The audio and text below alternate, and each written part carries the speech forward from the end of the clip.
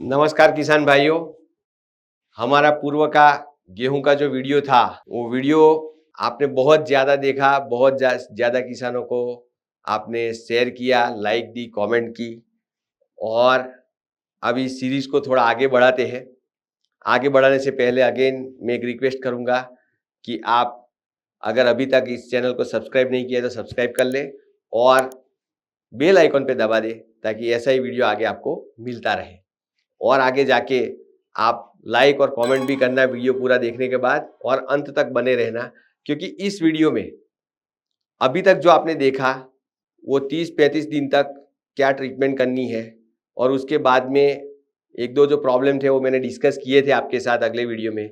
लेकिन अभी वो सब प्रॉब्लम को डिटेल में डिस्कस करके उसके क्या सॉल्यूशन है वो मैं बताऊंगा कि आपका गेहूं की फसल जब 35 दिन क्रॉस करती है और टिलरिंग फेज खत्म होने की कगार पे है और उसके बाद 45-50 दिन के बाद जब अंदर बूटिंग स्टेज आता है, मतलब अंदर दाना बनने की शुरुआत होती है, और 60 दिनों के बाद जब आपको बाली दिखाई देती है, अर्ली वैरायटी में 60 दिनों के बाद दिखाई देती है, थोड़ी लेट वैरायटी में उसके बाद दिखाई देगी, लेकिन स्पाइकिंग स्टेज आ जाता है और उसके बाद एक्चुअली में बाली दिखाई देती है और फिर एंथेसिस मतलब फ्लावरिंग खिलता है। वहां तक के जो स्टेजेस है उसमें क्या प्रॉब्लम आते हैं, कॉमन प्रॉब्लम क्या आते हैं, डिसीज, पेस्ट, वातावरण के प्रॉब्लम और साथ ही साथ में न्यूट्रिशन रिलेटेड प्रॉब्लम क्या आने की संभावना है और उसके सॉल्यूशन क्या है, मैं आपको डिटेल में बताऊंगा। किसान भाइयों तो अंत तक बने रहना। पहला प्रॉब्लम मैं वातावरण के आधार पे लूंगा, क्योंकि इस बार सबसे ज्यादा अगर कोई प्रॉब्लम आया है तो वातावरण का आया है। कई किसान भाइयों उत्तरी भारत में, खास करके उत्तर प्रदेश के पूर्वांचल विस्तार में, बिहार के कई इलाकों में, मध्य प्रदेश के पूर्वोत्तर भाग में और राजस्थान में भी कई इलाकों में ये प्रॉब्लम देखने को मिली है। तो ये प्रॉब्लम ऐसी है कि बारिश लगभग अक्टूबर एंड नवंबर तक रही थी, तो जहां पे पैडी धान के बाद जब गेहूं की फसल लेने वाले थे वहां पे थोड़ा सा लेट हुआ है। एक प्रॉब्लम ये है। दूसरा प्रॉब्लम उसमें ऐसा मिला कि बारिश लेट चली तो जाड़े का मौसम, ठंडी का मौसम भी थोड़ा लेट आया है। मतलब जो दिन का तापमान नवंबर के एंड में कम होके लगभग 20 डिग्री हो जाता है दिन का तापमान, और रात का तापमान लगभग 10-12 डिग्री होता है। वो माहौल बनने के लिए लगभग 15-20 दिन लेट हुआ है और वो लेट होते होते लगभग 15 दिसंबर के बाद में ये माहौल आया है कि ठंडी, जाड़े का मौसम, सर्दी का मौसम थोड़ा 15-20 दिन, 25 दिन लेट आया है। तो उसकी वजह से अभी क्या प्रॉब्लम हुए हैं वो मैं आपको बताऊंगा।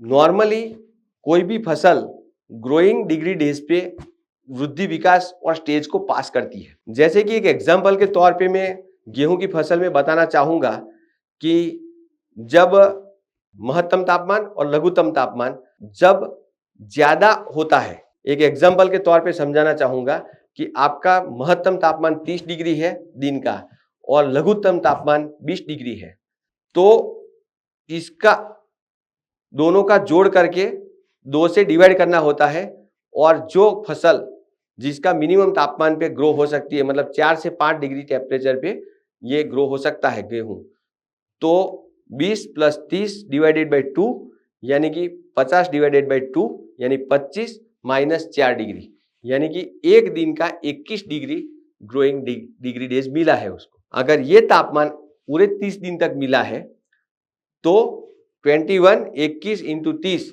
यानी कि 630 डिग्री डेज मिले हैं उसको।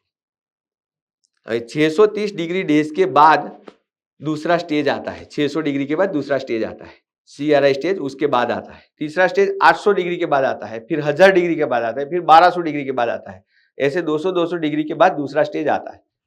अभी हुआ क्या है कि ये डिग्री डेज जल्दी हो गए क्योंकि तापमान कम ही नहीं हुआ, तापमान ज्यादा ही रहा। अगर नवंबर के मंथ में, नवंबर के टाइम पे अगर तापमान गिर जाता तो स्टेज थोड़ा लेट आता, लेकिन अभी स्टेज थोड़े जल्दी आ गए हैं। अभी सीधा असर में आपको बताऊं तो क्या हुआ है कि बाली कई कई किसान भाइयों को थोड़ी जल्दी आ गई है, बालियां दिखने लगी है, मतलब फ्लावरिंग नहीं आया है, बराबर, बाली दिख रही है, फ्लावरिंग अभी इसमें से फूल खिलेगा तो और 15-20 दिन लेगा। कभी कभी क्या होता है कि ग्रोथ शुरुआत में हो गई और उसके बाद ग्रोइंग डिग्री डेज झड़प से, मतलब टेम्परेचर ज्यादा रहा तो बाली पहले का ग्रोथ हो गया, टिलरिंग हो गया, लेकिन उसके बाद जो तना विकसित होना चाहिए, तने का विकास होना चाहिए, तने की लंबाई बढ़नी चाहिए, वो नहीं बढ़ी और सीधी बाली दिखने लगी। ऐसा प्रॉब्लम होगा। तो ये प्रॉब्लम को सॉल्व करने के लिए बहुत ही सिंपल है कि अभी आपको नाइट्रोजन का डोज 10 to 20% थोड़ा बढ़ा देना चाहिए, उसके साथ थोड़ा सा सल्फर डाल देना चाहिए, क्या कि नाइट्रोजन ज्यादा से ज्यादा पौधा ले पाए और जो बची कुची वृद्धि है 20-30% बाकी होगी तो वो हो जाएगी। और अगर ऐसा है तो आप स्प्रे में अगर कुछ कर रहे हो तो स्प्रे में आपको जो ग्रोथ वाले पीजीआर्स हैं, यानी कि फास्टर जैसे जो चीजें हैं उसका प्रयोग करना चाहिए। और आपको लगता है कि बाली आ चुकी है और आपको ग्रोथ भी लेना है तो आप स्टेलर का प्रयोग कर सकते हैं। तो किसान भाइयों, ये एक प्रॉब्लम है। दूसरा प्रॉब्लम इससे उल्टा होगा। कई किसान भाइयों को ऐसा लगेगा कि उन्होंने बिजाई कर दी है अक्टूबर के एंड में या नवंबर में, लेकिन उनके वहां ठंडी का माहौल थोड़ा जल्दी आ गया था, बिल्कुल उत्तरी भारत में, जैसे कि पश्चिमी यूपी, हरियाणा का पार्ट है, पंजाब का पार्ट है और कहीं कहीं पे राजस्थान का गंगानगर हनुमानगढ़ का विस्तार है, वहां पे जहां पे ठंडी का माहौल एक चमकारा आ गया था। और गुजरात के कहीं उत्तरी गुजरात के इलाकों में कहीं कहीं पे टेम्परेचर डाउन गया था और वहां पे किसानों ने नाइट्रोजन का डोज पूर्णतया दे दिया था, सल्फर भी दे दिया था, मैग्नीशियम का भी दे दिया था। और अभी उनके 70-75 दिन हो चुके हैं, गेहूं की बढ़वार हो रही है।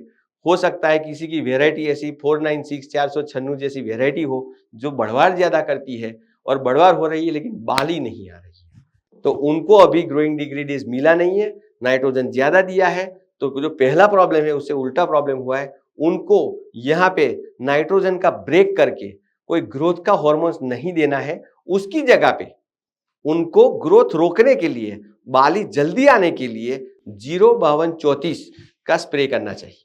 तो एक प्रॉब्लम है जहां पे बाली आ गई है जल्दी, उसको बढ़वार करके उसको बाली में ज्यादा से ज्यादा दाने बिठाने के लिए क्या करना चाहिए वो मैंने बताया। उससे उल्टा जहां पे ग्रोथ हो गई है उसको रोक के बाली बड़ी करने के लिए क्या करना चाहिए वो भी मैंने बताया।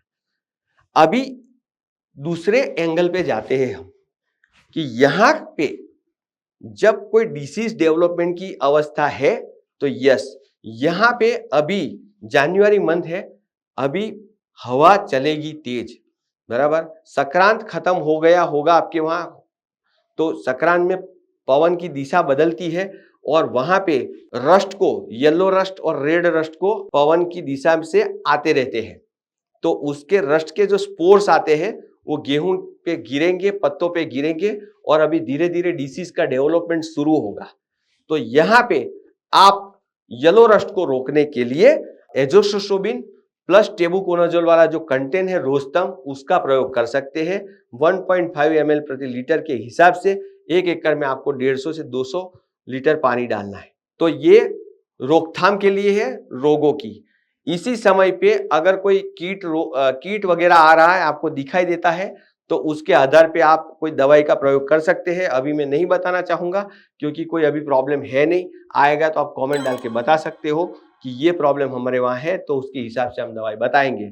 लेकिन जो मोस्ट कॉमन है वो मैंने बताया प्रॉब्लम। अभी आगे बढ़ते हैं कि यहाँ पे आप एक नॉर्मल सिचुएशन में चल रहे हो कि आपके 75 दिन हुए हैं, बाली आने की शुरुआत हो चुकी है और अभी तक आपने कोई नाइट्रोजन का, सल्फर का या जिंक का ये कोई डोज मिस किया है, तो आपको अभी ये लास्ट मौका है कि अभी आप नाइट्रोजन, पोटास, जिंक और अगर जरूरत पड़े तो सल्फर अभी डाल दो। क्योंकि अभी डालने से क्या होगा कि बाली आएगी और उसके बाद में मिल्किंग स्टेज आएगा, तभी कार्बोहाइड्रेट सूर्य की शक्ति से सबसे ज्यादा पत्तों में आएगा और उससे ही दाना भरेगा। इसी समय पे अगर आपने पूर्व में कोई माइक्रोन्यूट्रिएंट का स्प्रे नहीं किया है तो एक माइक्रोन्यूट्रिएंट का स्प्रे कर ले, तो जिसकी वजह से दाना पूर्णतया भर जाएगा। तो ये नॉर्मल सिचुएशन की बात है। अगर आपके वहां जाड़े का मौसम थोड़ा ज्यादा रहता है, इस बार ठंडी थोड़ी लेट आई है, तो ऐसा लग रहा है कि जनवरी के एंड में नॉर्मली ठंडी धीरे धीरे कम हो जाती है, फरवरी में और कम हो जाती है, लेकिन ऐसा लग रहा है कि फरवरी एंड तक ठंडी बरकरार रहेगी। अगर ऐसा लग रहा है आपको, तो ठंडी जाड़े मौसम से बचाने के लिए अभी आपको सिलिकॉन का स्प्रे करना चाहिए। मैंने मेरे सिलिकॉन के वीडियो में भी बताया था, अभी भी बताता हूँ। सिलिकॉन ठंडी गर्मी के स्ट्रेस के सामने बचने के लिए और पानी के स्ट्रेस के सामने बचने के लिए सिलिकॉन उत्तम है। अभी सिलिकॉन आप स्प्रे कर सकते हो, तो ऑर्थो सैलिसिलिक एसिड वाला प्रयोग करना चाहिए। कई किसान भाई ऐसा बोलते हैं कि मैंने तो सिलिकॉन वाला स्टिकर डाला था। सिलिकॉन वाला स्टिकर काम नहीं आएगा, वो स्टिकर है, फैलाता है दवाई को, वो काम नहीं करता। यहाँ पे आपको सिर्फ और सिर्फ ऑर्थो सैलिसिलिक एसिड वाला, चाहे पोटासियम सिलिकेट हो या तो सोडियम सिलिकेट हो, दोनों में से एक प्रयोग करना चाहिए। तो ये प्रयोग करते हो तो पत्ते थोड़े मजबूत होंगे और जो ठंडी गर्मी का मौसम है, पानी का स्ट्रेस का है, उसके सामने आपको रक्षा मिलेगी।